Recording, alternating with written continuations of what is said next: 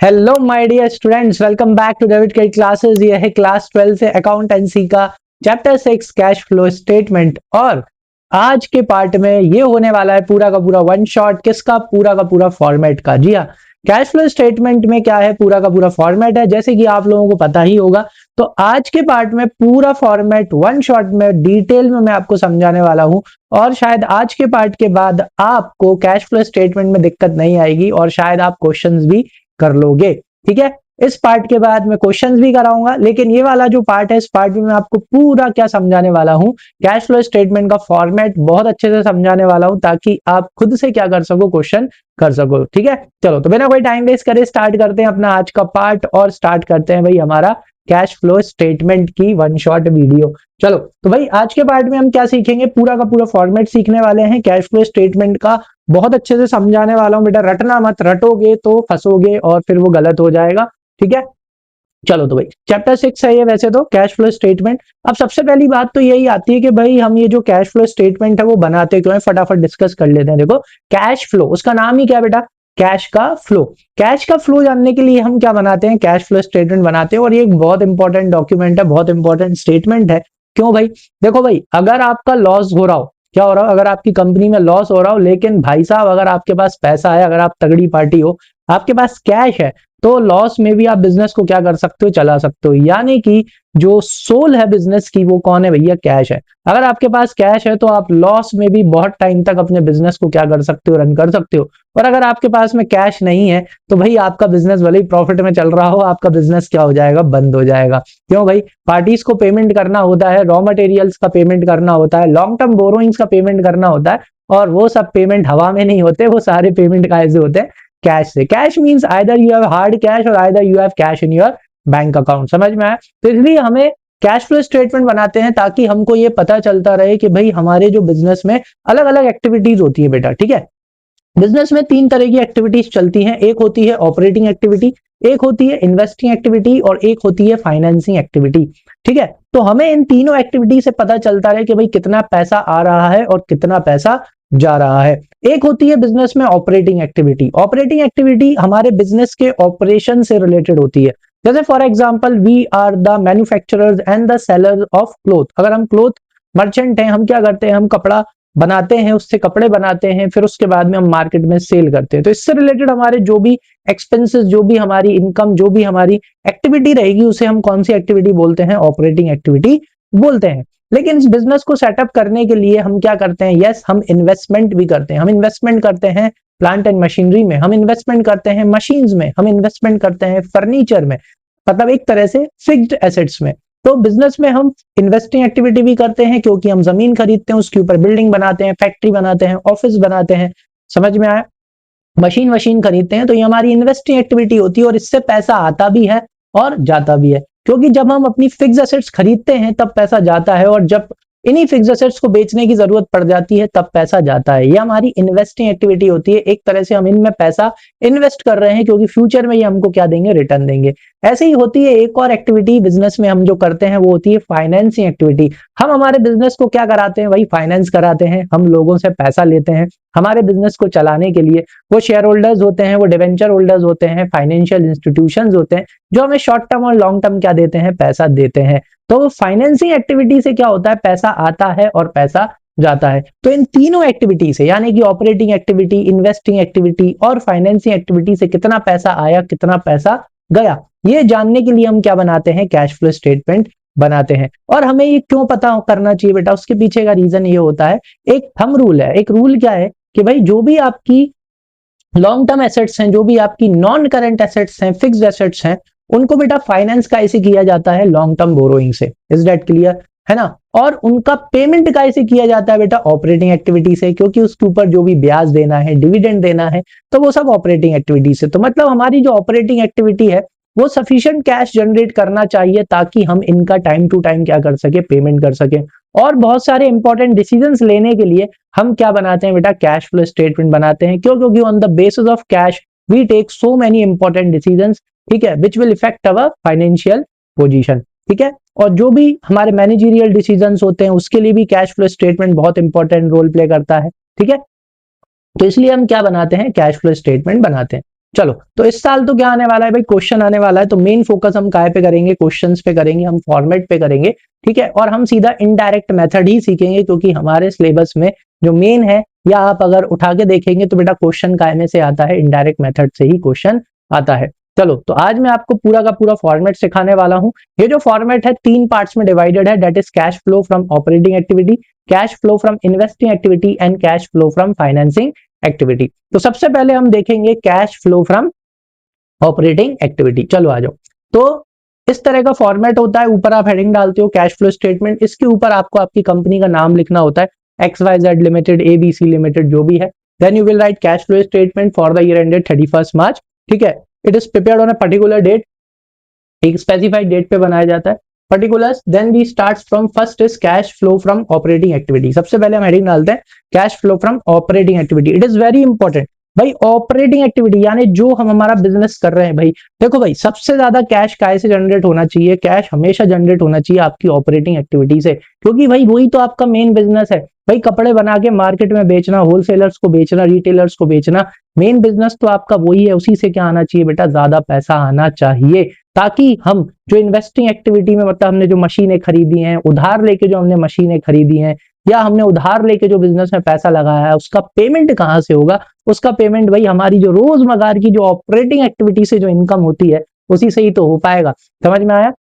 तो operating activity किस related activity होती है, हमारे बिजनेस ऑपरेशन से रिलेटेड। समझ में आया? If we are a cloth merchant, तो हमारे कपड़े बनाने से लेके उसको बेचने तक जितनी भी हम एक्टिविटीज करते हैं, वो कौन सी एक्टिविटी होती है, ऑपरेटिंग एक्टिविटी होती है, ठीक है। चलो आ जाओ। तो अब हमको यहाँ पे क्या चाहिए बेटा, हमको यहाँ पे चाहिए cash flow from operating activity. बस हमारे बिजनेस, जो हमारा मेन बिजनेस है, उससे रिलेटेड हमें क्या निकालना है, यहाँ पे कैश निकालना है कि भाई कितना कैश आया या कितना कैश गया। चलो, तो अब इसके लिए हमें सबसे पहले क्या चाहिए होता है, इसके लिए हमें सबसे पहले चाहिए होता है बेटा नेट प्रॉफिट बिफोर टैक्स। क्या चाहिए होता है हमको यहाँ पे हमें चाहिए होता है, सॉरी एक मिनट, चलो ऐसे करके देख लो।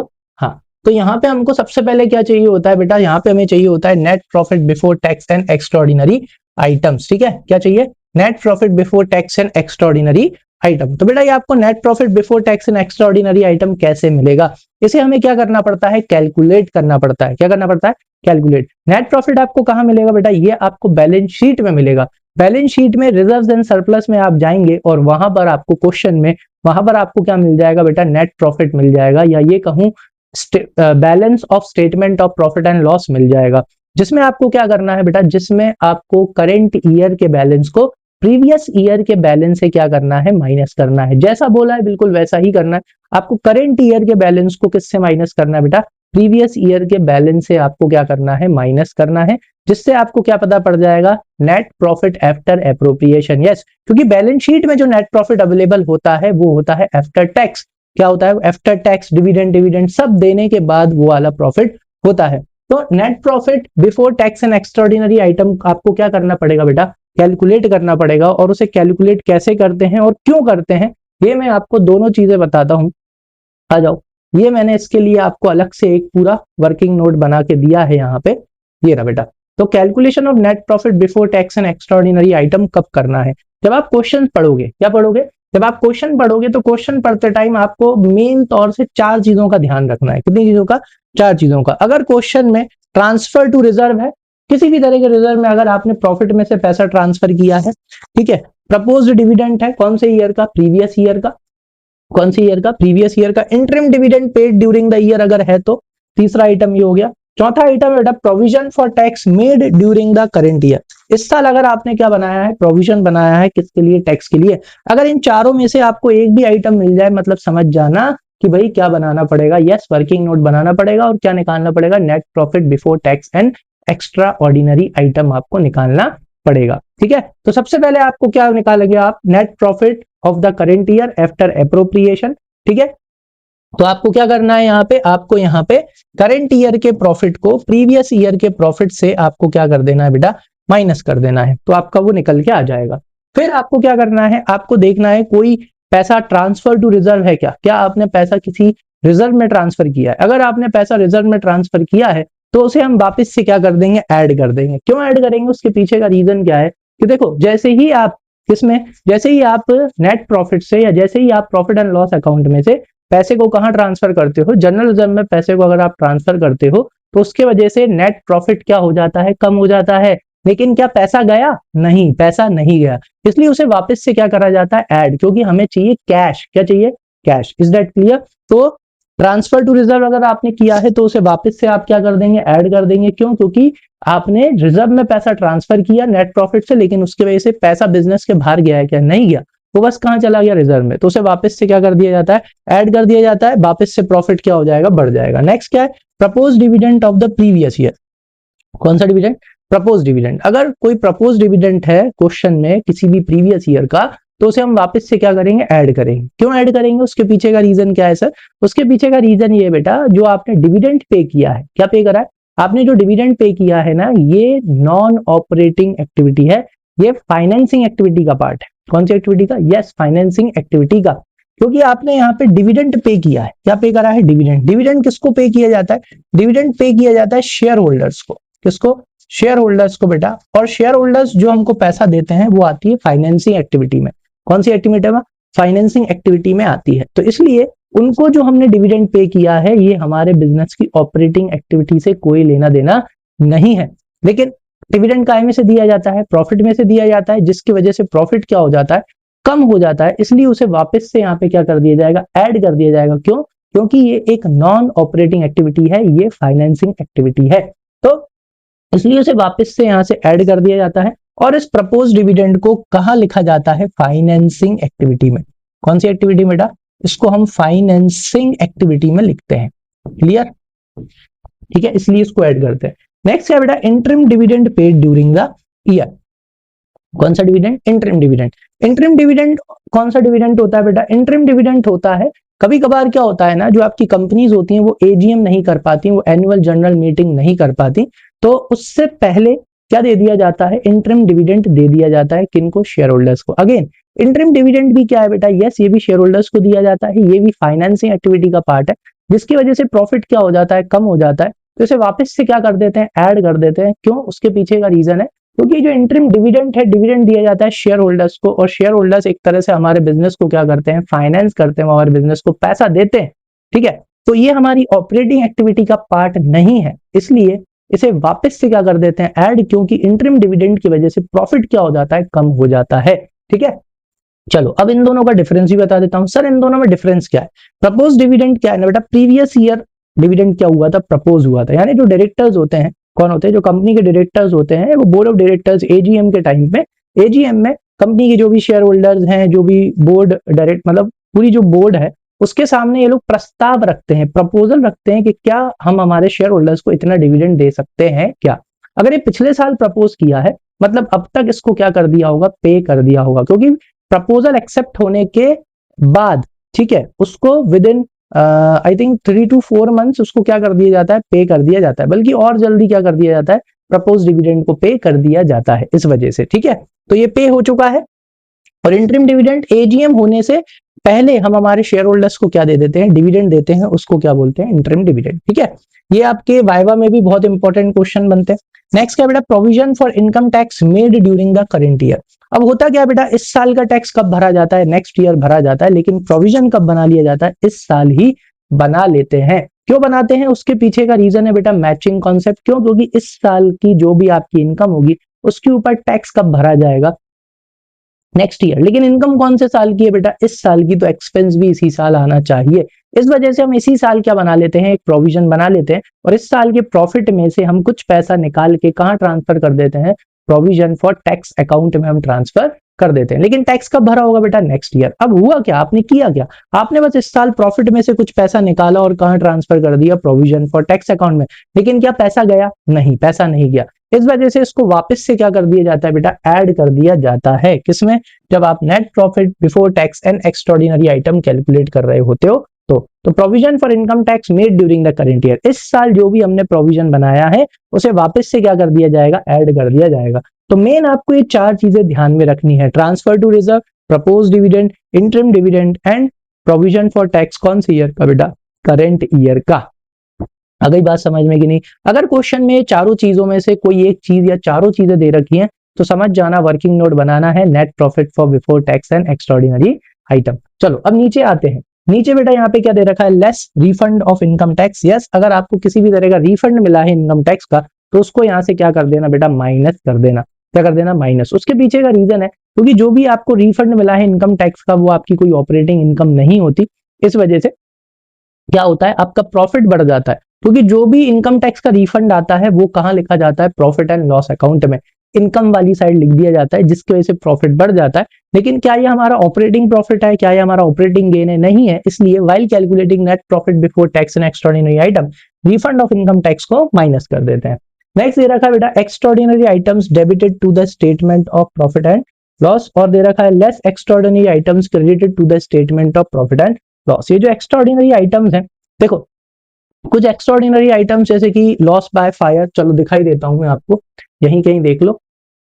वैसे तो खैर ये एक आध क्वेश्चन में ही मिलेगा आपको, ज्यादा आपको ये चीजें मिलेंगी नहीं। देखो अब होता क्या है, कुछ एक्स्ट्राऑर्डिनरी आइटम्स होते हैं जैसे कि यहाँ पे मैंने लिखा है बेटा loss due to fire, flood और अर्थक्वेक, ठीक है, या loss on expropriation of assets, यानी कि गवर्नमेंट है उसने हमारी एसेट क्या कर ली है, टेक ओवर कर ली है, ठीक है, इसको हटा दो, ये रहने दो, ये ज्यादा हो जाएगा। लॉस ऑन नेचुरल कैलेमिटीज, वही ऊपर कवर हो गया। Compensation paid due to extraordinary events, तो इनकी वजह से क्या होता है बेटा, ये इनकी वजह से आउटफ्लो होता है। क्या होता है, इनकी वजह से क्या होता है, आउटफ्लो होता है, ठीक है। तो जिसकी वजह से प्रॉफिट क्या हो जाता है, माइनस हो जाता है। तो इन्हें वापस से क्या कर दिया जाता है, ऐड कर दिया जाता है। क्या कर दिया जाता है, वापस से ऐड कर दिया जाता है। क्यों, क्योंकि हमारे बिजनेस ऑपरेशन से रिलेटेड नहीं होते और हमको सेपरेटली शो करना होता है भाई cash flow from operating activity. तो ये ऑलरेडी हमारे प्रॉफिट में से माइनस हो जाते हैं। क्यों, क्योंकि ये लॉस है ना, तो all the expenses and losses are transfer to profit and loss account, जिसकी वजह से प्रॉफिट क्या हो जाता है, कम। तो इन्हें वापस से क्या कर दिया जाता है, ऐड, क्योंकि हमें चाहिए net profit before tax and extraordinary item, ठीक है।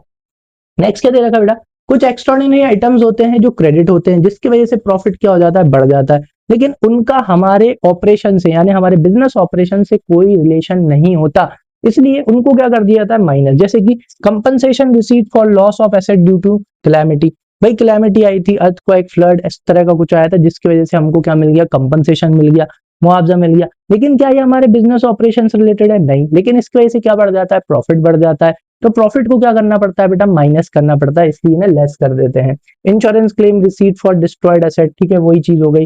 गेन ऑन एक्सपोर्ट, गवर्नमेंट ने क्या करा भाई, हमारी कोई एसेट क्या कर ली, टेक ओवर कर ली, है ना, जगह ले ली पब्लिक वेलफेयर के लिए, लेकिन उसके लिए सरकार हमें क्या देती है, कंपनसेशन देती है।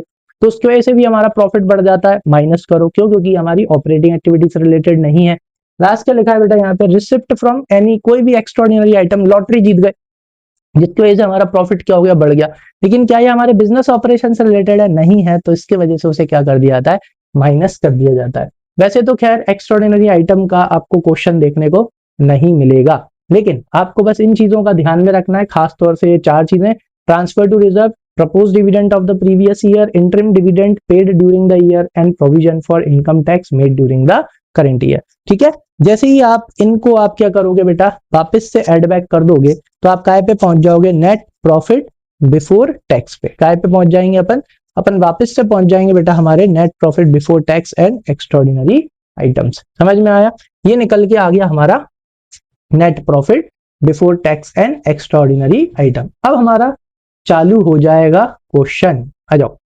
अब हमको क्या करना है, जैसे ही हमारा ये निकल के आएगा, क्या निकल के आएगा, जैसे ही हमारा निकल के आ जाएगा भाई net profit before tax and extraordinary item, जैसे ही निकल के आएगा तो अब हम क्या करेंगे, एडजस्टमेंट करेंगे। क्या करेंगे, अब हम एडजस्टमेंट करना स्टार्ट करेंगे, किसका, देखो इधर, अब हम एडजस्टमेंट करना स्टार्ट करेंगे, that is adjustments for non cash and non operating items, इसी तरह चलेगा, ठीक है। Adjustment for non cash and non operating items, कुछ नॉन कैश आइटम्स होते हैं, क्या होते हैं, कुछ नॉन कैश आइटम होते हैं जिनकी वजह से नेट प्रॉफिट क्या हो जाता है, कम हो जाता है, लेकिन क्या पैसे जाते हैं, नहीं जाते। सबसे अच्छा एग्जांपल है नॉन कैश आइटम का डेप्रीसिएशन। क्या है, डेप्रीसिएशन। अब डेप्रीसिएशन से क्या होता है, याद करो 11th में हमने बड़ा खूब डेप्रीसिएशन लगाया है, और प्रॉफिट एंड लॉस अकाउंट में किस तरफ लिखा है बेटा, डेबिट साइड। लेकिन क्या उसकी वजह से कैश जाता है, नहीं जाता, क्योंकि डेप्रीसिएशन क्या है, एक नॉन कैश आइटम है, लेकिन उसकी वजह से प्रॉफिट क्या हो जाता है, कम, लेकिन क्या कैश गया, नहीं गया, वापस से क्या कर दो, ऐड कर दो, इसलिए डेप्रीसिएशन को ऐड कर देते हैं। और बेटा सिर्फ कौन से ईयर का डेप्रीसिएशन आएगा, यस करेंट ईयर का,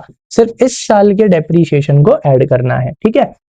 नेक्स्ट फिर उसके बाद में क्या आएगा, और सुनो इन सबको कहाँ लिखना है बेटा, हमको अंदर, कहाँ लिखना है, इन सबको अंदर लिखना है, ठीक है। डेप्रिसिएशन के बाद क्या बेटा, प्रिलिमिनरी एक्सपेंसेस या discount on issue of debentures return of, preliminary expenses हुए, ठीक है, या discount on issue of debentures हुआ, इनको प्रॉफिट एंड लॉस अकाउंट में क्या कर दिया जाता है, राइट ऑफ कर दिया जाता है। और इनके वजह से क्या कम हो जाता है, यस प्रॉफिट कम हो जाता है, लेकिन क्या पैसा जाता है, नहीं जाता। तो इसलिए इन्हें वापस से क्या कर दिया जाता है, ऐड कर दिया जाता है, ठीक है, क्योंकि इनके वजह से प्रॉफिट कम हो जाता है लेकिन एक्चुअल में कैश नहीं जाता, तो इसलिए वापस से इनको क्या कर देते हैं, ऐड कर देते हैं। नेक्स्ट इसके बाद क्या है बेटा, गुडविल, पेटेंट, ट्रेडमार्क, अमोर्टाइज, ये भी वही चीज है। क्या होता है, परचेज गुडविल हो गई, पेटेंट हो गए, ट्रेडमार्क हो गए, इनके ऊपर डेप्रिसिएशन थोड़ी लगता है। जितने साल इनका हमको फायदा मिलेगा हम इन्हें क्या करते जाते हैं, राइट ऑफ करते जाते हैं। क्या करते जाते हैं, राइट ऑफ। जैसे फॉर एग्जाम्पल कि भाई पेटेंट है, अब हमने 1 लाख रुपए खर्च करके 10 साल के लिए पेटेंट लिया, तो 1 लाख रुपए, फायदा कितने साल बेटा, 10 साल। तो 1 साल का, हर साल अपन 10,000 से क्या करते जाएंगे, राइट ऑफ करते जाएंगे। तो 10,000 बैलेंस शीट में से माइनस किया और 10,000 कहाँ लिखेंगे, प्रॉफिट एंड लॉस अकाउंट में। अब इसके वजह से प्रॉफिट तो कम हो गया है, ये डेप्रिसिएशन ही जैसा, क्योंकि इंटेंजिबल एसेट्स पे डेप्रिसिएशन नहीं लगता। इंटेंजिबल एसेट्स क्या होती है, अमोर्टाइज।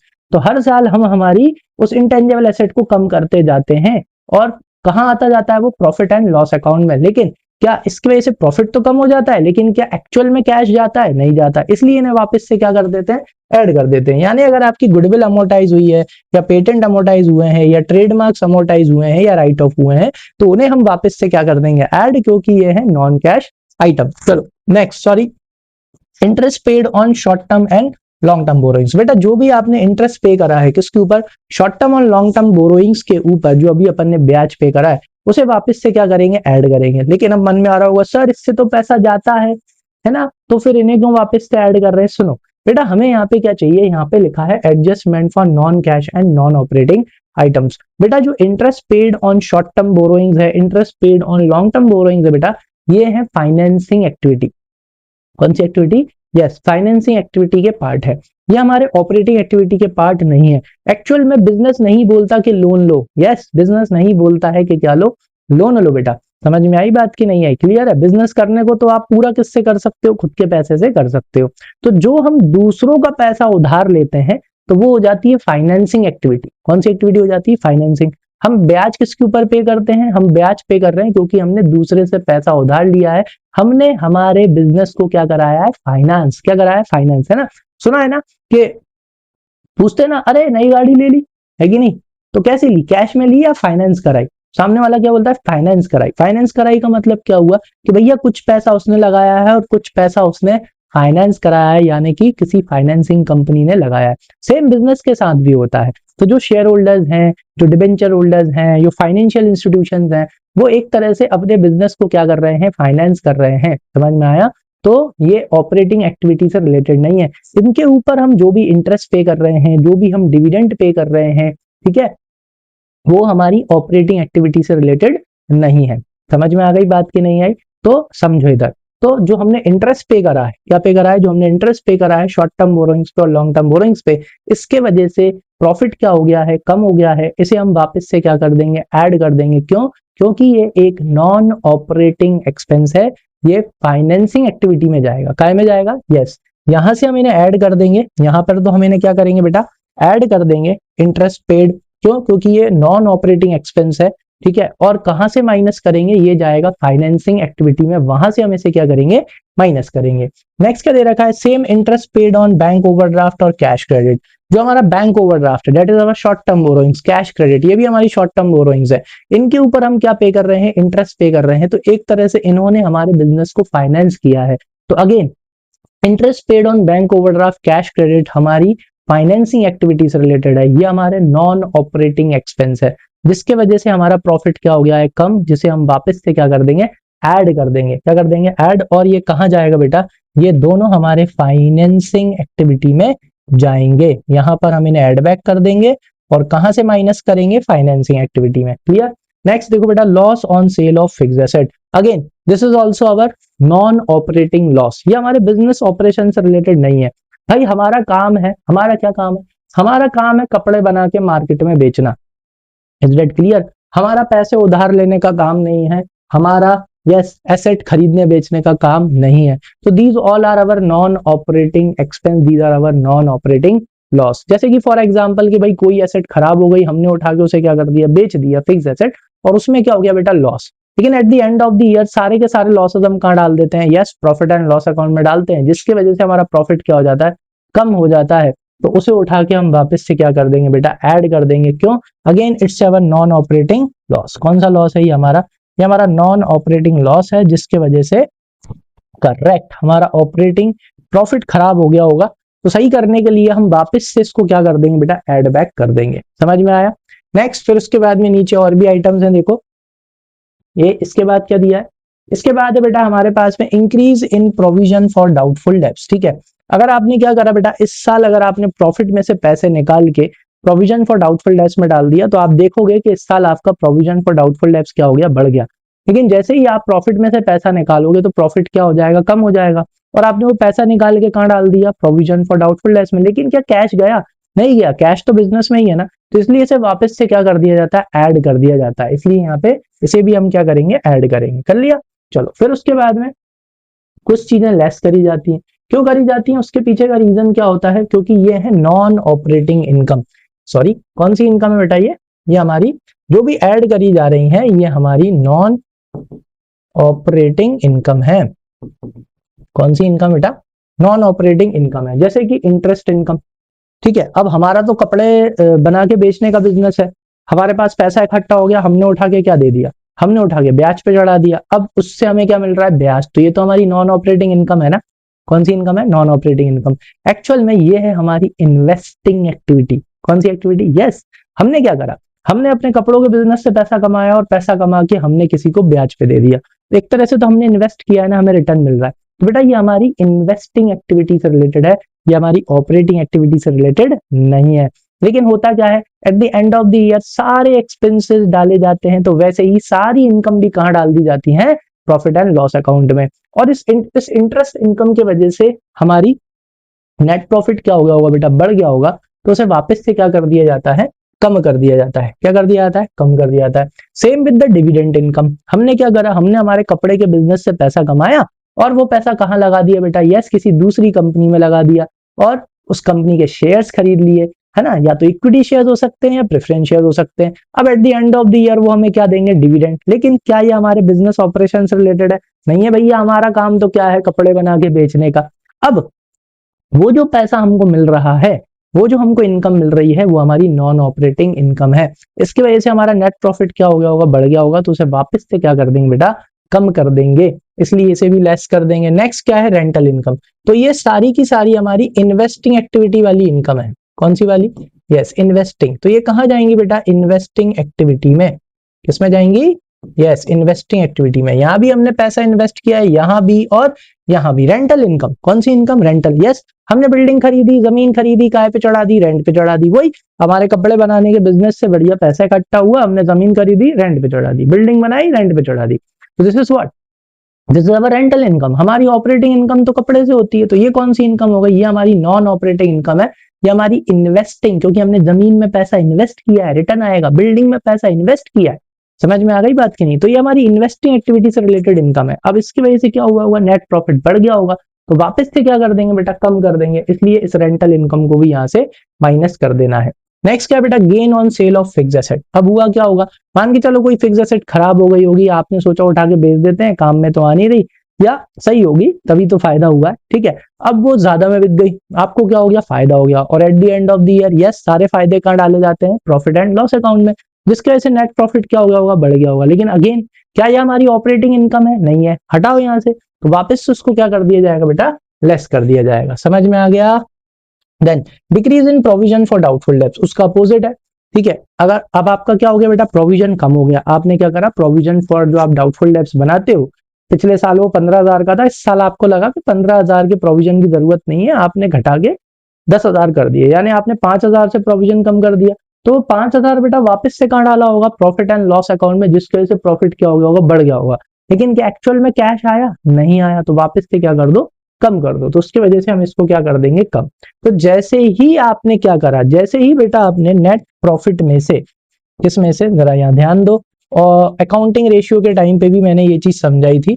जैसे ही बेटा आपने नेट प्रॉफिट में से, किसमें से, नेट प्रॉफिट में से जैसे ही आपने सारे के सारे नॉन ऑपरेटिंग एक्सपेंस, कौन से एक्सपेंस, जैसे ही आपने नॉन ऑपरेटिंग, जैसे ही आपने नॉन ऑपरेटिंग एक्सपेंसेस को वापस से ऐड कर दिया और लेस कर दिया, किसको, नॉन ऑपरेटिंग इनकम को हटा दिया, नॉन ऑपरेटिंग इनकम को, तो याद करो अकाउंटिंग रेशियो में मैंने आपको सिखाया था, तो फिर आप काय पे पहुंच जाओगे, आप पहुंच जाओगे ऑपरेटिंग, यस, और हमें वही तो चाहिए, हम निकाल रहे हैं cash flow from operating activity. अभी निकली नहीं है लेकिन बस समझाने के लिए ये देखो, तो आप काय पे पहुंच जाओगे, ऑपरेटिंग प्रॉफिट पे, ये पहुंच गए operating profit before working capital changes पे। क्या करा आपने, मतलब ऊपर से जो हमने net profit before tax and extraordinary item निकाला था, उसमें से हमने नॉन ऑपरेटिंग एक्सपेंसेस को हटा दिया, वापस से क्या करके बेटा, वापस से उनको ऐड करके, और नॉन ऑपरेटिंग इनकम को हटा दिया, वापस से उनको क्या करके, लेस करके, तो अब हम काय पे पहुंच गए, अब हम पहुंच गए भाई operating profit before working capital changes पे। किस पे पहुंच गए, yes, operating profit before working capital changes पे हम पहुंच गए। आया समझ में, क्लियर है। अब यहाँ पे इससे याद रखना है operating profit before working capital changes, working capital से याद रखना है कि भाई वर्किंग कैपिटल क्या होता है, working capital is equals to current asset minus current liability. क्या होता है, current asset minus current liability. यानी जैसे ही आपका ये निकल जाए operating profit before working capital changes, अब आपको किस पे ध्यान देना है, करंट एसेट और करंट लाइबिलिटी पे, और ये आपको बैलेंस शीट में कहां मिलेंगे आपको बहुत अच्छे से पता है। आई बात समझ में, चलो अब मैं इसका एक रामबाण आपको सिखा देता हूं। रामबाण क्या है यहाँ पे, देखो बेटा, करंट एसेट, करंट, ज्यादा डीप में नहीं जा रहा है, ज्यादा डीप में भी मैं आपको पढ़ा सकता हूँ, ठीक है, ऐसा नहीं है, लेकिन ज्यादा डीप में जाने का कोई सेंस नहीं बनता, फालतू क्या होगा, आप कंफ्यूजन क्रिएट होगा। मैं आपको बस एक सिंपल सी चीज से बताता हूँ। सबसे पहले अपन उठा लेते हैं करंट एसेट, कौन सी एसेट, करंट एसेट। अब ये कैश फ्लो स्टेटमेंट है, तो यहाँ पे एक चीज पे ध्यान देना है, पैसा आएगा तो ऐड करना है और पैसा जाएगा तो माइनस करना है, समझ में आया। तो करंट एसेट के केस में कैसे समझ में आएगा, सुनो, एक मेरी बहुत अच्छी करंट एसेट है, वो मेरे को अच्छी लगती है, उसका नाम है स्टॉक या इन्वेंट्री, जिसे हम स्टॉक भी बोलते हैं और क्या बोलते हैं, इन्वेंट्री भी बोलते हैं। बस एक से समझ लो, आपको समझ में आ जाएगा। जैसे कि फॉर एग्जांपल ये है आपका करंट ईयर, ठीक है, और ये है आपका प्रीवियस ईयर। ऐसे समझ में ना आए तो इसको 2026 लिख लेते हैं और इसको हम 2025 लिख लेते हैं, ठीक है। चलो अब जरा यहाँ पे देखो, करंट ईयर में हमारा जो स्टॉक था वो कितने का बेटा, 1 लाख का, और प्रीवियस ईयर में हमारा जो स्टॉक था वो कितने का था, 60,000 का। अब जरा दोनों को कंपेयर करो, पहले स्टॉक कितने का था, 60,000 का, और अब अपना स्टॉक कितने का बेटा, 1 लाख रुपीज का।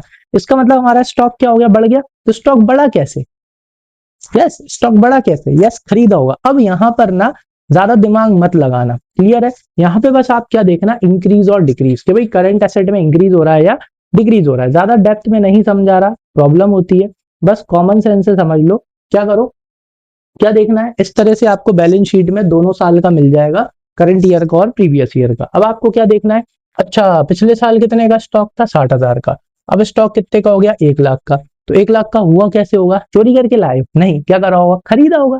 खरीदा होगा तो क्या हुआ होगा, यस, पैसा गया होगा।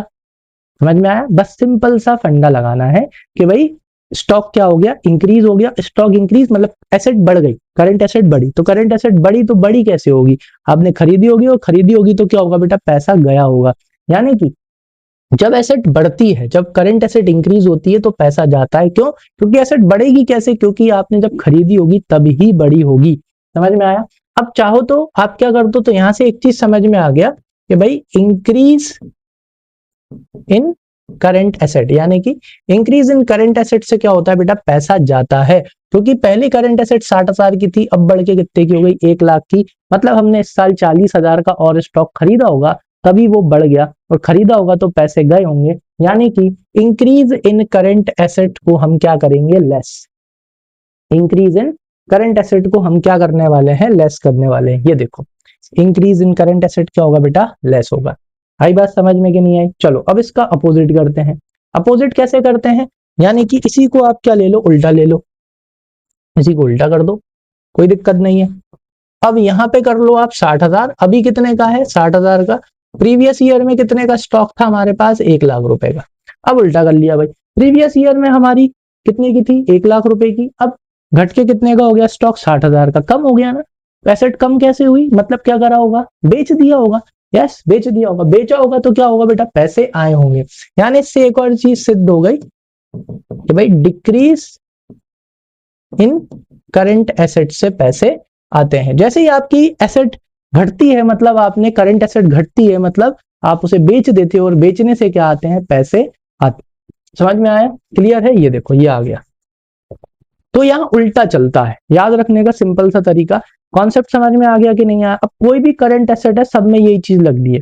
कोई भी करंट एसेट, अगर कोई भी करंट एसेट बढ़ रही है ना बेटा, इसका मतलब आपने उसे खरीदी होगी, आपने पैसे दिए होंगे, तो पैसे जा रहे हैं। अगर करंट एसेट बढ़ती है तो पैसे जाते हैं, बिल्कुल उल्टा चलता है, उल्टा रिलेशन चलता है। अगर आपको दिख रही है बैलेंस शीट में कि करंट एसेट बढ़ रही है, मतलब आपने उसे खरीदी होगी, इसलिए वो बढ़ रही है, तो पैसे जा रहे हैं। कोई भी करंट एसेट हो, चाहे स्टॉक हो, डेटर हो, बिल्स रिसीवेबल हो, ठीक है, चाहे आपके प्रीपेड एक्सपेंसेस हो, अक्रूड इनकम हो, बस इतनी सी चीज सोचना, ज्यादा दिमाग मत लगाना कि एसेट बढ़ रही है। क्या बढ़ रही है, करंट एसेट बढ़ रही है। करंट एसेट बढ़ रही है मतलब यस, हमने पैसे दिए होंगे, हमने उसे खरीदी होगी, इस वजह से पैसा जा रहा है। तो जब भी करंट एसेट बढ़ती है तो पैसा जाता है, उल्टा चलता है। और जैसे ही करंट एसेट घटती है, चाहे कोई सी भी करंट एसेट घटे, मतलब समझ जाना कि पैसा आया है और उसे उठा के क्या कर देना, ऐड कर देना, ठीक है। और जैसे ही कंफ्यूजन हो तो स्टॉक को लेके करके देख लेना, कि उसको स्टॉक को बेस बनाओ, करके देख लो। समझ में आ गया, क्लियर है, ठीक है, आया समझ में। ये हो गया एसेट का। अब अगर अपन बात करें लाइबिलिटीज की, किसकी, लाइबिलिटीज। लाइबिलिटीज में सिंपल सी चीज, लाइबिलिटी, लाइबिलिटी का सिंपल है, लाइबिलिटी बढ़ी मतलब पैसा भी बढ़ा, लाइबिलिटी घटी मतलब पैसा भी घटा।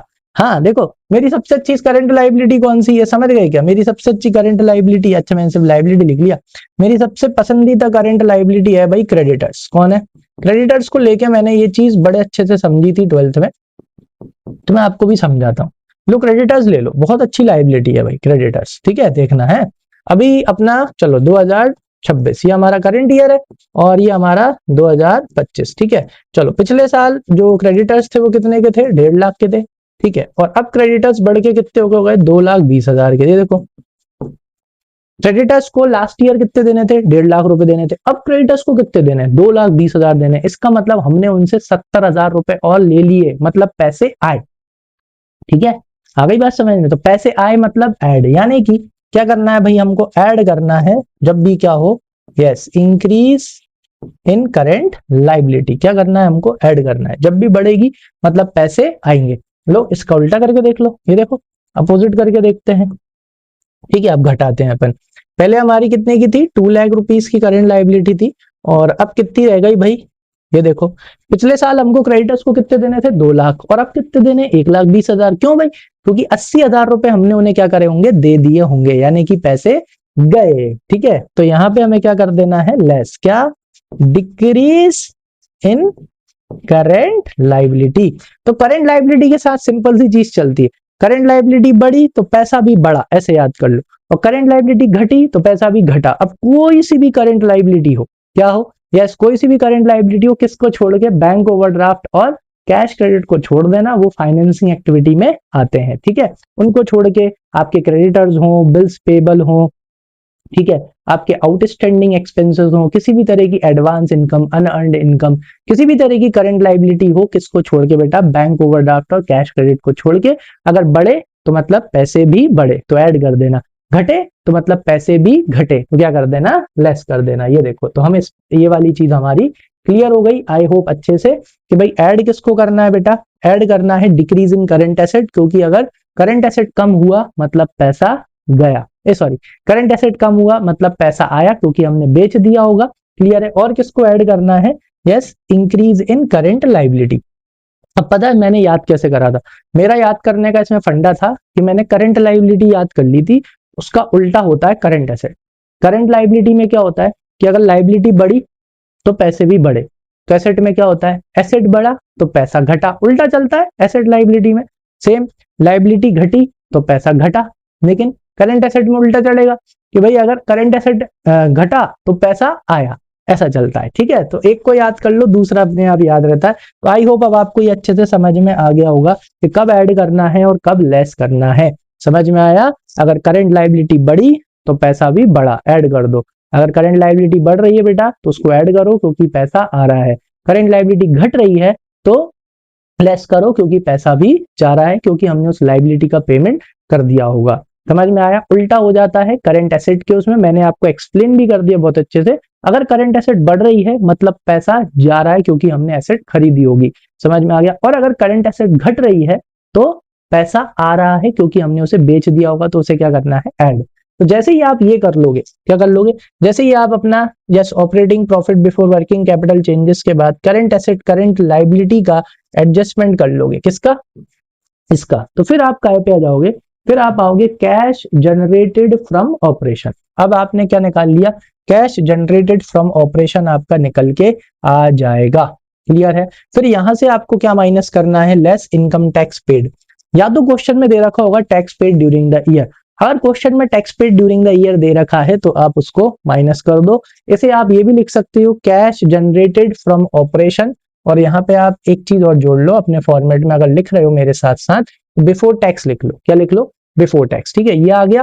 फिर इसमें से आप क्या माइनस करते हो? Income tax paid during the year, और अगर रिफंड हो तो उसको उसमें से आप माइनस करके करना। ठीक है, तो ये आपका निकल के आ जाएगा। क्या निकल के आ जाएगा अब आपका निकल के आएगा cash flow before extraordinary item. जो भी आपके एक्स्ट्राऑर्डिनरी आइटम है उससे पहले का निकल के आ जाएगा। ठीक है, अब मैंने आपको एक्स्ट्राऑर्डिनरी आइटम बता दिए। इस तरह के आपको क्वेश्चन भी देखने को नहीं मिलेंगे, लेकिन फिर भी अगर मान के चलो कि यहाँ पे कौन आएंगे बेटा, आपको यहाँ पे उन्हें वापस से क्या कर देना है? जो माइनस हुए थे उन्हें माइनस कर देना है, डेबिट वाले। जैसे लॉस बाय फायर हो गया, क्या हो गया आपका? लॉस बाय फायर हो गया, या किसी तरह का आपका नुकसान हो गया है। ठीक है, कौन सा? Extraordinary loss. ठीक है, अर्थक्वेक की वजह से, नेचुरल कैलेमिटी की वजह से। ठीक है, तो उन्हें वापस से क्या कर दिया जाता है? लेस कर दिया जाता है।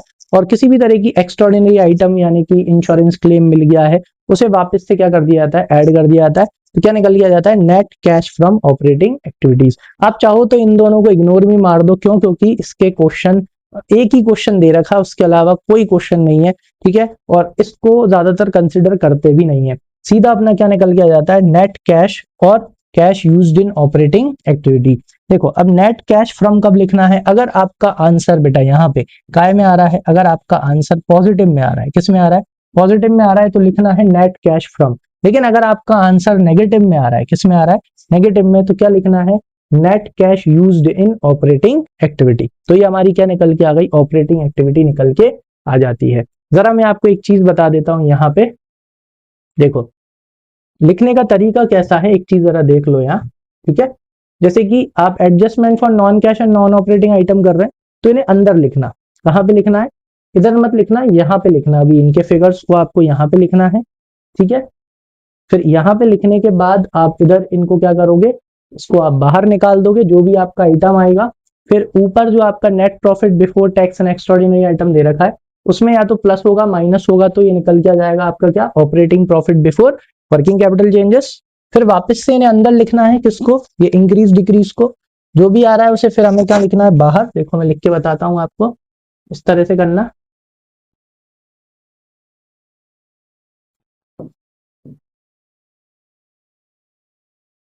एक मिनट है, जल्दी हट जा भाई।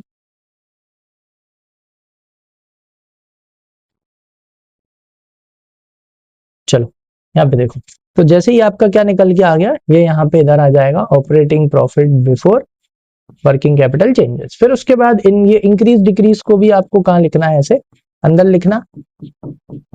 ठीक है,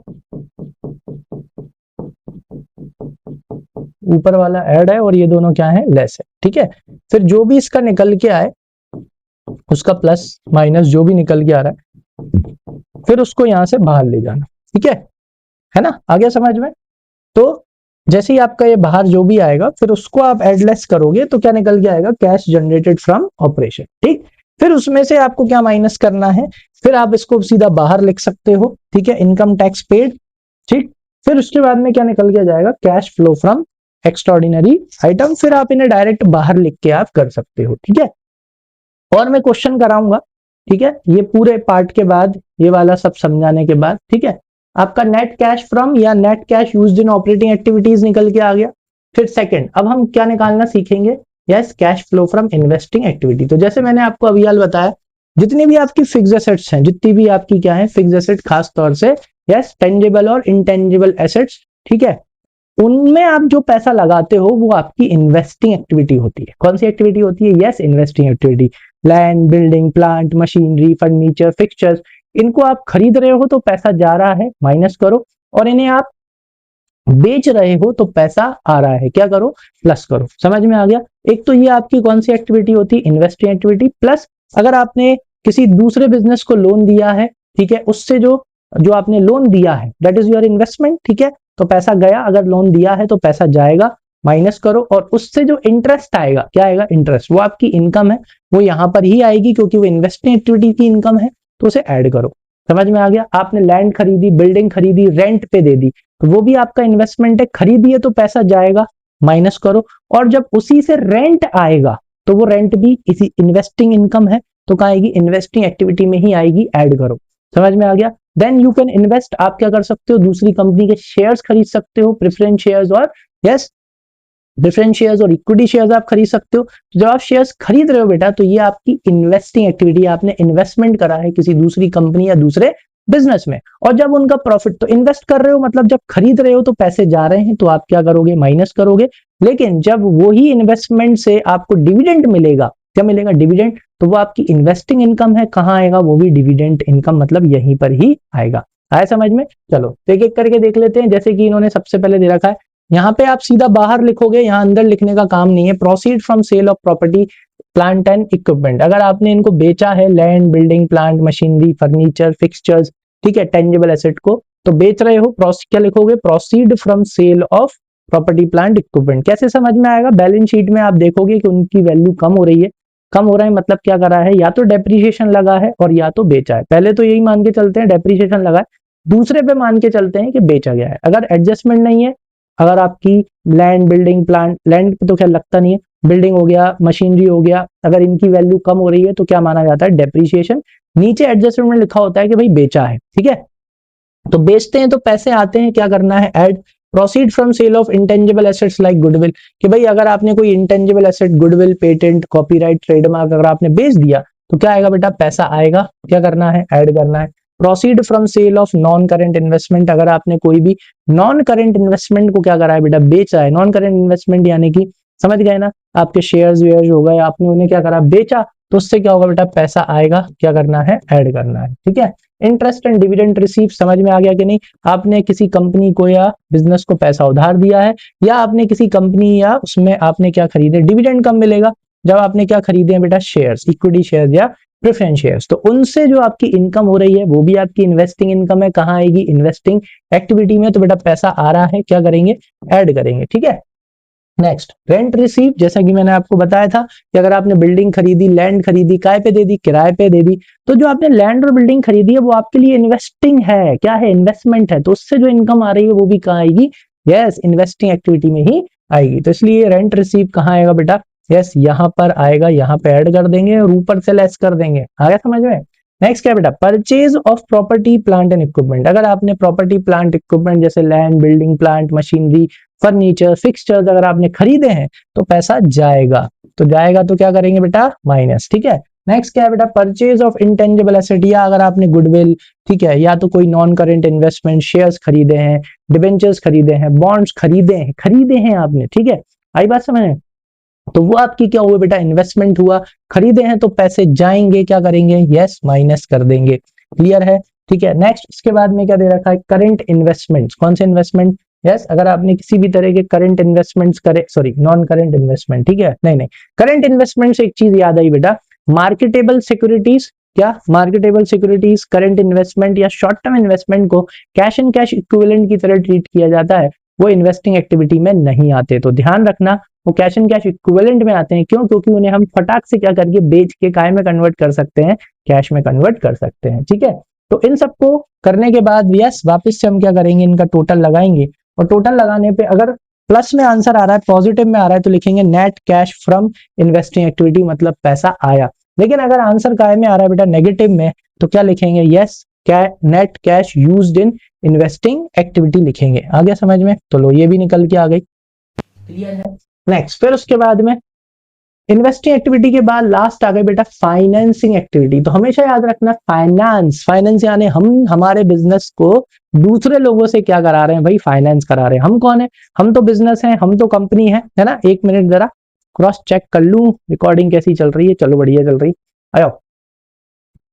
हाँ, तो यहाँ पे हम क्या कर रहे हैं बेटा, यस अब हम हमारे बिजनेस को फाइनेंस करा रहे हैं। अभी यार बोला था ना कि जैसे फॉर एग्जांपल कि हमने क्या खरीदा, हमने अगर हमारे बिजनेस के लिए ट्रक खरीदा है और उस ट्रक को अगर हमने फाइनेंस किया है, इसका मतलब क्या है, यस दूसरे लोगों ने या उनने हमें क्या दिया है बेटा, पैसा दिया है। तो वैसे ही जो हमारा बिजनेस होता है, हमारे बिजनेस में शेयर होल्डर्स हो गए, equity share holders, preference share holders, तो एक तरह से इन्होंने हमारे बिजनेस को फाइनेंस किया है, इन्होंने हमारे बिजनेस को पैसा दिया है, ठीक है। Is that clear? जो डिवेंचर होल्डर्स हो गए, इन्होंने हमारे बिजनेस को फाइनेंस किया है। जो बैंक लोन हो गए, फाइनेंशियल इंस्टीट्यूशंस हो गए, इन्होंने जो हमें पैसा उधार दिया है, इन्होंने हमारे बिजनेस को क्या करा है बेटा, फाइनेंस किया है।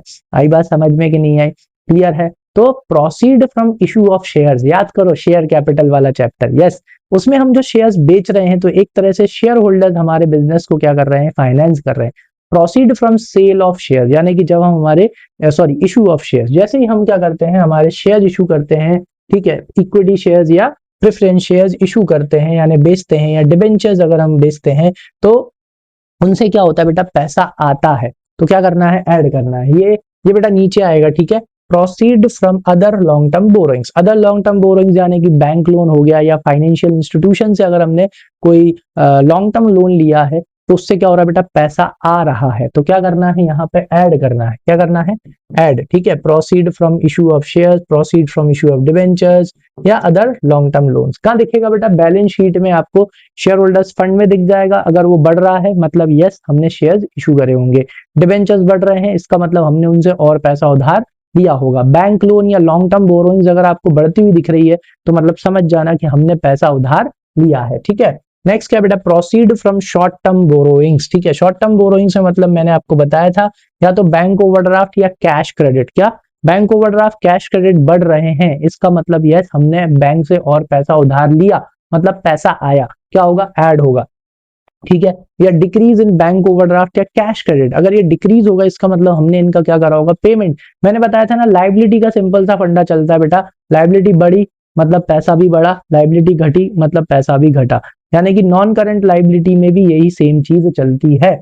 समझ में आया? अगर बैंक ओवरड्राफ्ट बढ़ रहा है मतलब पैसा आ रहा है, कैश क्रेडिट बढ़ रहा है बैलेंस शीट में आपको दिख जाएगा, अगर बढ़ता हुआ दिख रहा है मतलब पैसा आया, ऐड करो। और अगर घटता हुआ दिख गया मतलब हमने इनका क्या कर दिया, पेमेंट कर दिया, मतलब पैसा गया, तो उसको हम क्या कर देंगे, माइनस करेंगे। समझ में आया? क्लियर है? अब आगे जाओ बेटा, अब इन्होंने हमारे बिजनेस को फाइनेंस क्यों किया है भाई, क्या रीजन है पैसे देने का, शेयर होल्डर्स ने हमें पैसा क्यों दिया है, यस क्योंकि हम इन्हें क्या देंगे, यस डिविडेंड देंगे। याद करो प्रपोज डिविडेंड, इंटरिम डिविडेंड कहां से माइनस होगा, यहां से, क्योंकि भाई ये कौन सी एक्टिविटी का पार्ट है, फाइनेंसिंग एक्टिविटी का। तो जो शेयर होल्डर्स ने हमको पैसा दिया है बेटा, डिविडेंड के लिए दिया है, तो हम जो इन्हें डिविडेंड पे करेंगे उससे क्या होगा, पैसा जाएगा, और ये कौन सी एक्टिविटी का पार्ट है, यस फाइनेंसिंग एक्टिविटी का। तो इंटरिम डिविडेंड हो गया, payment of propose dividend of the previous year हो गया। समझ में आया? तो ये हमारे कौन सी एक्टिविटी के पार्ट है, फाइनेंसिंग एक्टिविटी के।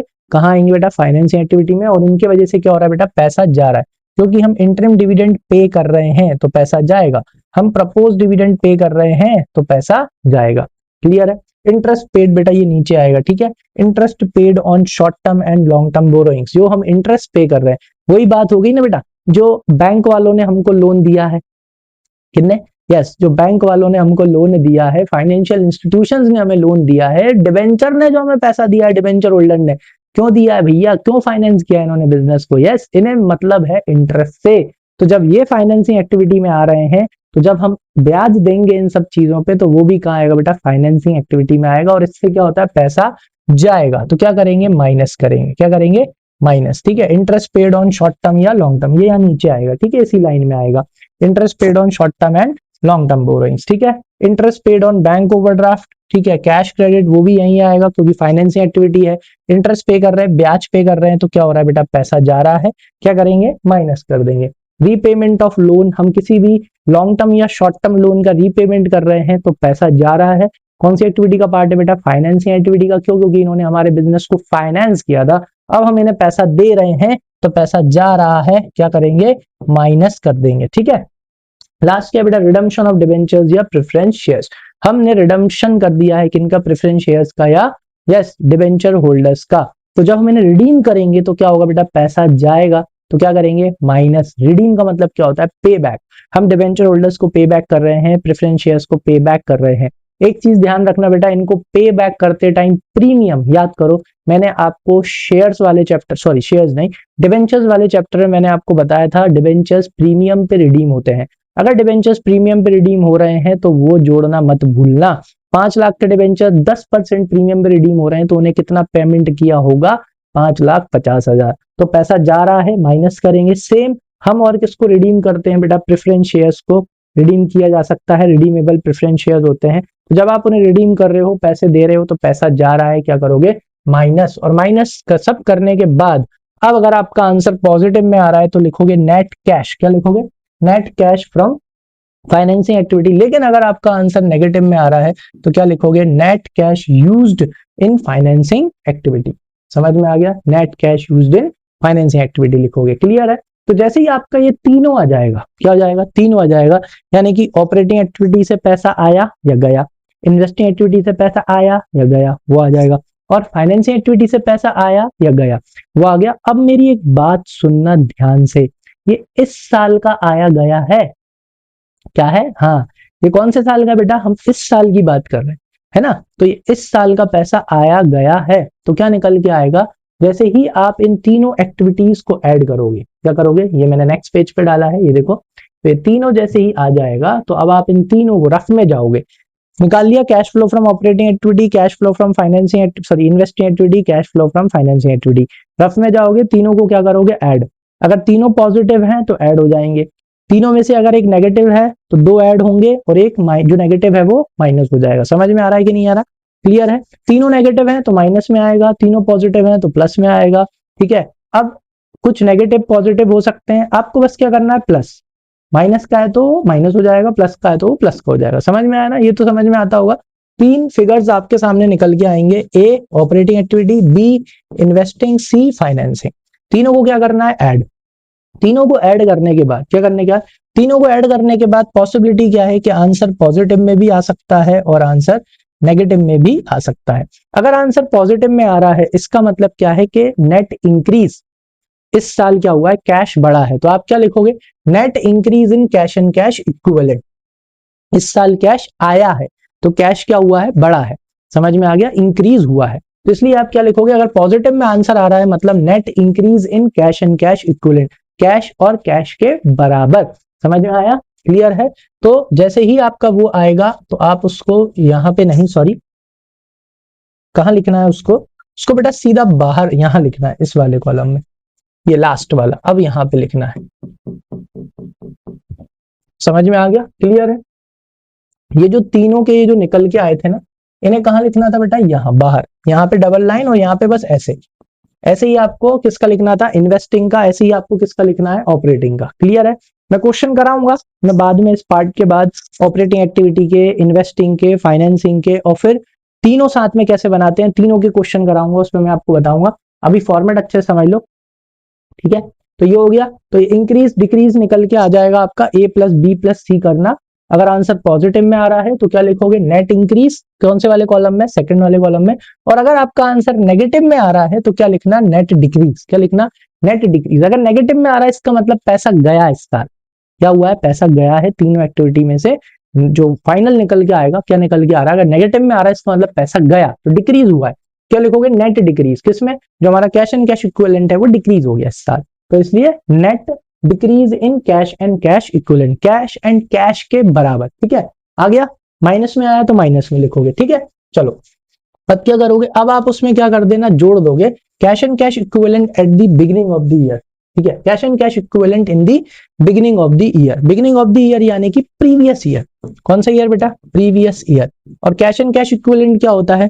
Cash at bank, cash in hand, cheques और ड्राफ्ट्स और मार्केटेबल सिक्योरिटीज या शॉर्ट टर्म इन्वेस्टमेंट। समझ में आ गया? ठीक है, मार्केटेबल सिक्योरिटीज या शॉर्ट टर्म इन्वेस्टमेंट अगर है तो उनको ऐड कर देना। कौन से ईयर के बेटा? प्रीवियस ईयर के। कौन से ईयर के? प्रीवियस ईयर के। तो वो यहाँ पे क्या होंगे? ऐड। और बेटा ये किसके बराबर आना चाहिए? आपका जैसे ही आप इसमें, किसमें? जैसे ही आप नेट इंक्रीज या डिक्रीज जो भी आपका निकल के आ रहा है उसमें आप जैसे ही cash and cash equivalent at the beginning of the year को, यानी प्रीवियस ईयर के कैश एंड कैश इक्विवेलेंट अगर आप ऐड करोगे, यानी क्या? Cash in hand, cash at bank, cheques, drafts या मार्केटेबल सिक्योरिटीज या शॉर्ट टर्म इन्वेस्टमेंट, ठीक है, अगर आप ऐड करोगे तो बेटा ये किसके बराबर आना चाहिए? ये आपके बराबर आना चाहिए cash and cash equivalent at the end of the year. End of the year का मतलब करंट ईयर में। कौन से ईयर में? यस, करंट ईयर में आपके जो भी कैश एंड कैश इक्विवेलेंट है उसके बराबर आना चाहिए। अगर उसके बराबर आ गया मतलब क्या है? सही है। क्या है? बिल्कुल सही। आ गई बात समझ में कि नहीं आई? क्यों? क्योंकि देखो एक सिंपल सी चीज है, स्टार्टिंग में इतना कैश था, प्रीवियस ईयर की स्टार्टिंग में इतना कैश था, इस साल इतना आया या इतना गया? अगर पॉजिटिव में आ रहा है इसका मतलब आया है इंक्रीज, और अगर गया है मतलब पैसा डिक्रीज, मतलब नेगेटिव में आ रहा है मतलब पैसा डिक्रीज। तो इस साल इतना कैश था, इतना आया, ऐड करोगे तो किसके बराबर आना चाहिए? इस साल की क्लोजिंग के बराबर आना चाहिए ना। एग्जाम्पल के तौर पे 2025 क्या है, सॉरी अच्छे से बताता हूं, अच्छे समझ में आएगा। जैसे कि ये है आपका 2025, ये आपका प्रीवियस ईयर है। अब प्रीवियस ईयर में आपके पास कितना कैश था बेटा? 1 लाख, ठीक है। और 2026 में कितना है? 2.5 लाख। कितना है? 2.5 लाख है। तो मतलब इस साल कितना आया होगा? इस साल कितना कैश आया होगा? यस, इस साल 1.5 लाख आया होगा। इस साल कितना आया होगा? यस, इस साल 1.5 लाख आया होगा। तभी तो बढ़ के कितना हो गया? 2.5 लाख हो गया कि नहीं हो गया? तो ये जो 1.5 लाख है ना, ये 1.5 लाख क्या है? ये इंक्रीज और डिक्रीज कि इस साल इंक्रीज आएगा। अगर 1.5 लाख आ रहा है मतलब net increase in cash and cash equivalent. इस साल कितने की इंक्रीज हुई? 1.5 लाख की। स्टार्टिंग में कितना था? 1 लाख। तो 1 लाख प्लस 1.5 लाख किसके बराबर आना चाहिए? क्लोजिंग के बराबर। कितना? 2.5 लाख। तो आपकी बैलेंस शीट में ही आपको आंसर देते हैं। हाँ, कैश फ्लो स्टेटमेंट में अगर पूरा वाला क्वेश्चन आ जाए तो बैलेंस शीट में ही वो क्या दे देते हैं भाई? हमको आंसर दे देते हैं। समझ में आ गया कि नहीं आया? क्लियर है? आई होप अच्छे से समझ में आ गया होगा। क्या पूरा फॉर्मेट आपको यहाँ पे इसका अच्छे से समझ में आ गया होगा?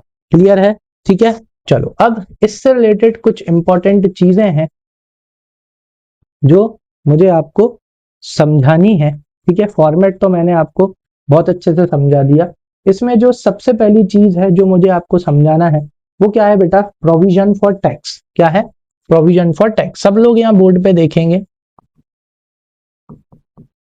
Provision for tax. ठीक है, प्रोविजन फॉर टैक्स आपको कहां मिलेगा बेटा? ये आपको करंट लाइबिलिटीज में, शॉर्ट टर्म प्रोविजंस में आपको प्रोविजन फॉर टैक्स देखने को मिल जाएगा। ठीक है, अब ये जो प्रोविजन फॉर टैक्स है, क्या है? Provision for tax. ठीक है, अब प्रोविजन फॉर टैक्स कैसा लिखा होगा? इस तरह से आपको बैलेंस शीट में देखने को मिल जाएगा, प्रोविजन फॉर टैक्स। ठीक है, इस तरह से आपको बैलेंस शीट में देखने को मिल जाएगा कि भाई 2025 में इतना था, ठीक है, और 2026 में इतना है। तो जब भी बैलेंस शीट में सिर्फ आपको इस तरह से अगर प्रोविजन फॉर टैक्स देखने को मिले तो इसका मतलब क्या होता है? इसका मतलब ये होता है बेटा, आपको एडजस्टमेंट में नहीं दे रखा tax paid during the year, नहीं दे रखा। ठीक है, तो अगर आपको इस तरह से अगर आपको प्रोविजन फॉर टैक्स दे रखा है तो आप समझ जाना कि पिछले साल प्रोविजन कितने का बनाया था? पिछले साल प्रोविजन 1 लाख का था और इस साल प्रोविजन कितने का है? 1,20,000 का। तो ये मान लेते हैं कि अगर पिछले साल प्रोविजन 1 लाख का था और नीचे अगर tax paid during the year नहीं दिया तो ये मान लेते हैं कि इस साल हमने टैक्स कितना पे करा है? 1 लाख ही पे करा है। यानी पिछले साल प्रोविजन कितने का बनाया था? 1 लाख रुपए का। यानी पिछले साल हमने हमारे प्रॉफिट में से 1 लाख रुपए निकाल के अलग रख दिए थे। कितने रुपए? 1 लाख रुपए हमने निकाल के अलग रख दिए थे, काय के लिए? टैक्स पे करने के लिए। तो पिछले साल प्रोविजन बनाया था तो पिछले साल का जो टैक्स है वो इस साल पे किया जाता है। तो हमने इस साल कितना टैक्स पे कर दिया? यस, 1 लाख रुपीज हमने टैक्स पे कर दिया। क्लियर है? तो जब भी इस तरह से दे रखा होगा तो आप क्या मान के चलोगे बेटा ये जो 1 लाख रुपए है क्या है, यस ये जो 1 लाख रुपए है आपने इस साल क्या पे कर दिया है, टैक्स पे कर दिया होगा 1 लाख रुपीज। तो ये हो गया आपका income tax paid during the year, समझ में आया। और इस साल आपने कितने का प्रोविजन बनाया होगा, 1,20,000 का आपने इस साल प्रोविजन बनाया होगा, ये मान के चलते हैं, ठीक है। तो ये इस तरह से बनता है प्रोविजन फॉर टैक्स अकाउंट। क्या बनाना पड़ता है हमको, प्रोविजन फॉर टैक्स अकाउंट बनाना पड़ता है। अब यहाँ पे डेट का कॉलम बनाने का कोई सेंस तो है नहीं, क्यों नहीं है, उसके पीछे का रीजन है, अभी यार बताता हूँ। ये इस तरह से क्या बनाते हैं हम प्रोविजन फॉर टैक्स अकाउंट बनाते हैं। देखो डालने को डेट आप डाल सकते हो लेकिन कोई मतलब नहीं है, चलो आ जाओ। अब प्रोविजन फॉर टैक्स अकाउंट इस तरह से बनता है बेटा, ओपनिंग बैलेंस किस तरह आता है, क्रेडिट साइड, तो बाय बैलेंस ब्रॉट डाउन, क्योंकि provisions are created out of profits, that is why they have credit balance. Provision profit से बनाए जाते हैं इसलिए इनका बैलेंस क्रेडिट होता है, तो किस तरफ लिखा जाता है, ओपनिंग बैलेंस क्रेडिट साइड लिखा जाता है। कौन सा बैलेंस बेटा, ओपनिंग, ठीक है। तो ओपनिंग बैलेंस अगर क्रेडिट साइड लिखा जा रहा है, इसका मतलब क्लोजिंग बैलेंस किस तरफ लिखा जाता है, यस डेबिट साइड, तो टू बैलेंस कैरीड डाउन, ठीक है, कैरीड डाउन। ये कौन सा बैलेंस होता है, ये आपका क्लोजिंग बैलेंस, क्लोजिंग बैलेंस यानी करेंट ईयर बैलेंस, ठीक है, ये लिखा जाता है। आ गई बात समझ में कि नहीं आई, क्लियर है। तो क्या मान लिया जाता है कि पिछले साल का जो प्रोविजन है, क्या है, पिछले साल का प्रोविजन, अगर कुछ नहीं दिया, income tax paid during the year नहीं दिया, तो ये मान के चलते हैं कि पिछले साल का जो प्रोविजन बनाया था 1 लाख रुपए, इस साल टैक्स भी कितना भरा है बेटा, 1 लाख ही भरा है। कितना भरा है, 1 लाख ही भरा है। तो अब जरा समझना, पिछले साल गुल्लक में कितने थे, 1 लाख रुपए थे। ये गुल्लक में हमने पैसे क्यों रख रखे थे, टैक्स भरने के लिए। क्या भरने के लिए, टैक्स भरने के लिए। और हम क्या मान लेते हैं कि इस साल हमने कितना टैक्स भर दिया, अगर कुछ नहीं दिया तो जो पिछले साल का प्रोविजन था उतना ही हमने टैक्स भर दिया। मतलब 1 लाख रुपए गुल्लक में था, तो क्या मान लेते हैं कि इस साल हमने कितने का टैक्स भरा होगा, 1 लाख का ही भरा होगा। तो गुल्लक तो 0 होनी चाहिए थी, है ना। 1 लाख रुपए गुल्लक में पड़े हुए थे टैक्स भरने के लिए, ठीक है।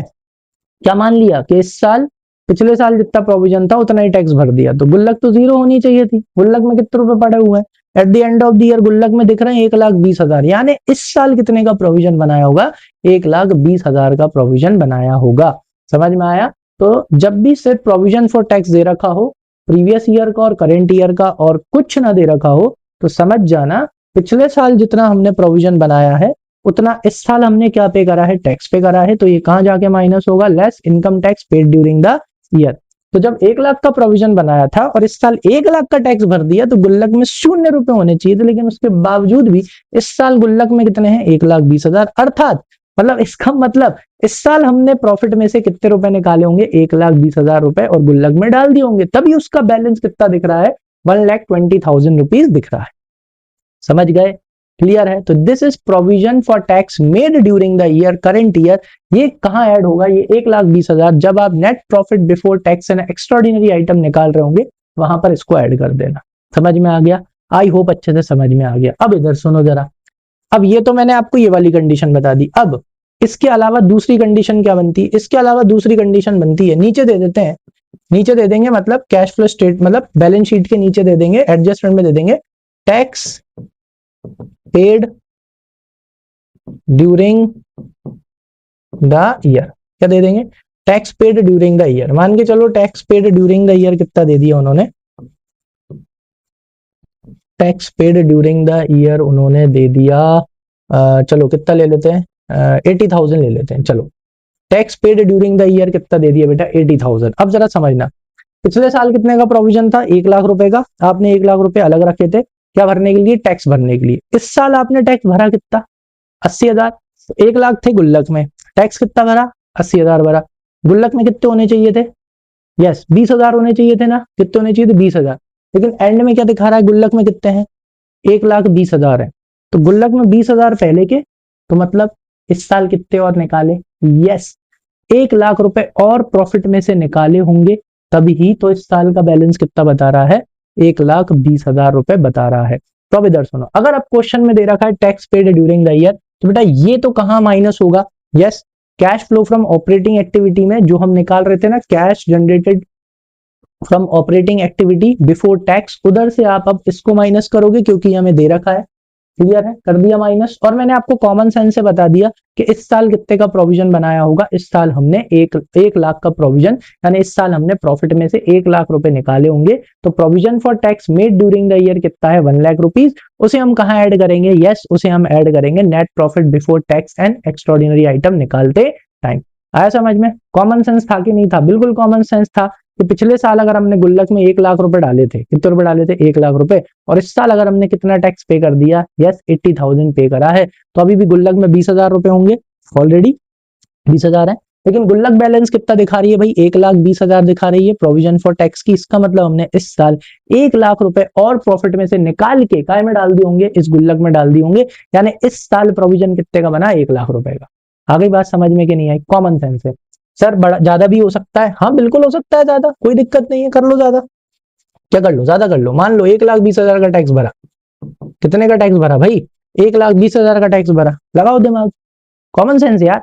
1 लाख रुपए अगर तुमने प्रॉफिट में डाले, सॉरी तुमने 1 लाख रुपए गुल्लक में रख रखे थे प्रॉफिट में से निकाल के कि भाई टैक्स भरेंगे, तो इस साल टैक्स कितना भरा, इस साल आपने टैक्स भरा है 1,20,000। गुल्लक में कितने थे, गुल्लक में तो सिर्फ 1 लाख थे। प्रॉफिट कितना, सॉरी टैक्स कितना भरा, 1,20,000। कितना भरा, 1,20,000। 20,000 और कहां से आया, यस काय में से निकाले होंगे, प्रॉफिट में से निकाले होंगे।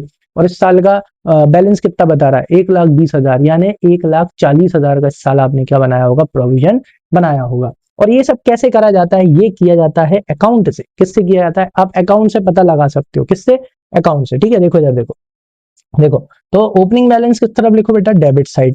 Opening balance, sorry credit side, क्योंकि provisions are created out of profit, so they have credit balance. तो ये देखो 1 लाख रुपए यहाँ। क्लोजिंग बैलेंस किस तरफ लिखना है बेटा, डेबिट साइड, क्योंकि क्लोजिंग बैलेंस डेबिट साइड आएगा, 1,20,000। Is that clear? Tax paid during the year, इस साल आपने कितना टैक्स पे करा है, 1,20,000। तो जैसे ही आप टैक्स पे करोगे तो आप गुल्लक में से पैसे निकाल लोगे। क्लियर है?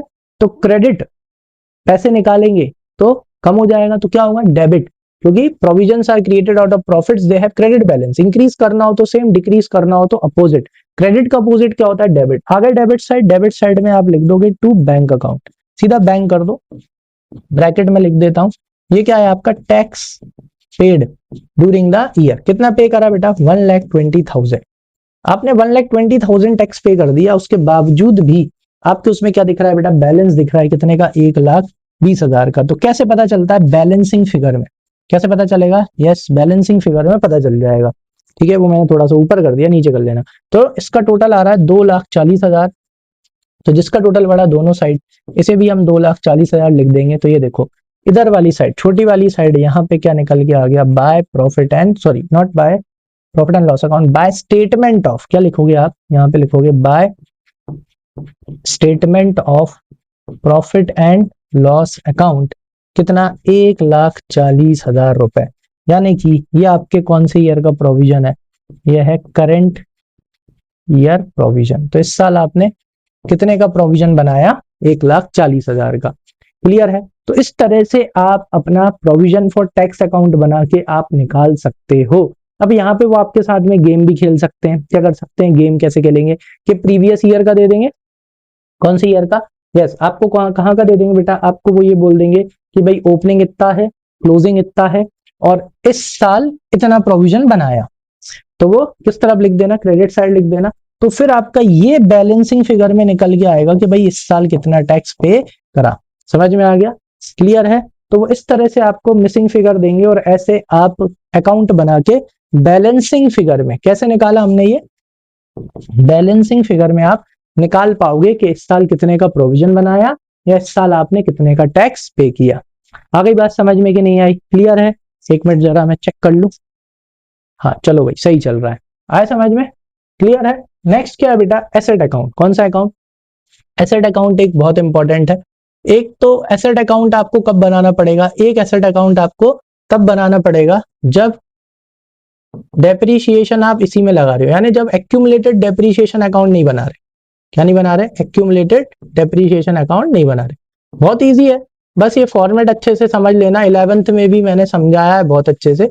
अगर दिक्कत आए तो 11th की वीडियो देख लेना, कोई प्रॉब्लम नहीं है। ठीक है, अब एसेट है बेटा, एसेट का ओपनिंग बैलेंस किस तरफ आएगा, यस डेबिट साइड। तो ओपनिंग बैलेंस आप लिखेंगे debit side to balance brought down. ये हो गया। और क्लोजिंग बैलेंस आप किस तरफ लिखेंगे बेटा, credit side by closing balance credit side आएगा, कैरी इट डाउन, ये हो गया आपका क्लोजिंग यानी करंट ईयर बैलेंस, ठीक है, ये लिख दो, लिख दिया। नेक्स्ट, फिर उसके बाद में अब आपको सब चीजें पता है बेटा, अगर आप खरीद रहे हो, खरीदते हैं तो एसेट बढ़ती है, डेबिट व्हाट कम्स इन, तो किस तरफ लिख दो बेटा, यस डेबिट साइड लिख दो यहाँ पे। तो यहाँ पे आप क्या लिखोगे, बस समझाने के लिए लिख रहा हूं, परचेज ऑफ एसेट, ठीक है, खरीद रहे हो तो, और बेच रहे हो तो, सॉरी बेच रहे हो नहीं, उससे पहले क्या लिख लेते हैं, डेप्रीशिएशन। बेटा डेप्रीशिएशन लगाने से एसेट की वैल्यू क्या होती है, कम, एसेट का बैलेंस होता है डेबिट, कम करना हो तो अपोजिट क्रेडिट साइड लिखेंगे बाय डेप्रीशिएशन। लेकिन ध्यान रखना डेप्रीशिएशन कौन से ईयर का चाहिए बेटा, सिर्फ करंट ईयर का, ये आ गया। आती है डेबिट तो जाती है तो क्रेडिट, लो भाई बेचोगे तो debit what comes in, credit what goes out, लो ये आप सेल कर रहे हो, तो आप सेल कर रहे हो तो किस तरफ लिखोगे, क्रेडिट साइड, क्योंकि क्रेडिट व्हाट गोज आउट, और जाते जाते क्या देके जाएगी, पैसे।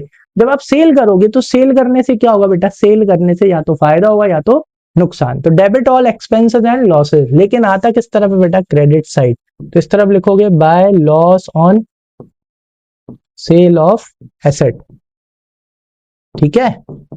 और लेकिन अगर फायदा हो गया तो opposite side, credit all income and gains, लेकिन आएगा किस तरफ, डेबिट साइड, लिख दो to gain on sale of asset, ठीक है, लो भाई ये गेन आ गया, आया समझ में। तो आई होप मैंने सारी चीजें इसमें क्या कर दी हैं, मेंशन कर दी हैं। अब आपका यहां पर भी वही बैलेंसिंग फिगर क्या करके, यस बैलेंसिंग फिगर करके आपका कुछ ना कुछ यहाँ पे निकल के आएगा, ठीक है। अगर कुछ नहीं दिया, सिर्फ ओपनिंग बैलेंस और क्लोजिंग बैलेंस दिया है, इसका मतलब क्या है, डेप्रीशिएशन ही निकल के आएगा, समझ में आ गया। लेकिन अगर आपको क्या दे दिया, ओपनिंग बैलेंस दे दिया, क्लोजिंग बैलेंस दे दिया, डेप्रीशिएशन दे दिया, और आपको दिख रहा है कि भाई क्लोजिंग बैलेंस ज्यादा है, सिंपल सी बात है बेटा, अगर 10 लाख की एसेट ओपनिंग में है और 15 लाख की एसेट क्लोजिंग में है, ठीक है, और नीचे डेप्रीशिएशन अगर दे रखा है 2 लाख रुपए का, तो कॉमन सेंस बनता है कि खरीदी ही होगी, क्योंकि अगर ओपनिंग में 10 लाख की एसेट है और अगर 2 लाख का डेप्रीशिएशन लग चुका है तो 8 लाख की होनी चाहिए, क्लोजिंग में 15 की कैसे, मतलब 7 लाख की क्या करी होगी, खरीदी होगी, तो बैलेंसिंग फिगर में निकल के आ जाएगा, क्लियर है। तो जो दे रखा है वो पुट कर दो, opening balance debit side, closing balance credit side लिख दो, डेप्रीशिएशन लिख दो, ठीक है। अब आप टोटल लगा लो, क्या लगा लो, टोटल, अलग ही समझ में आ रहा है, कॉमन सेंस का भी इस्तेमाल करना कि भाई डेप लगने के बाद भी अगर एसेट बढ़ रही है मतलब क्या आएगा, परचेज ही आएगा, गेन और लॉस तो आ नहीं सकता क्योंकि आप बेच थोड़ी रहे हो, तो वो निकल के आ जाएगा, परचेज निकल के आ जाएगा यहाँ पे, कैसे, बैलेंसिंग फिगर में, समझ में आ गया। अब कभी वो क्या करेंगे, ओपनिंग फिगर दे देंगे, क्लोजिंग फिगर दे देंगे, आपको डेप्रीशिएशन भी दे देंगे, क्या दे देंगे, यस डेप्रीशिएशन भी दे देंगे, और आपको क्या दे देंगे कि कितने में बेची, क्या दे देंगे, कितने में बेची।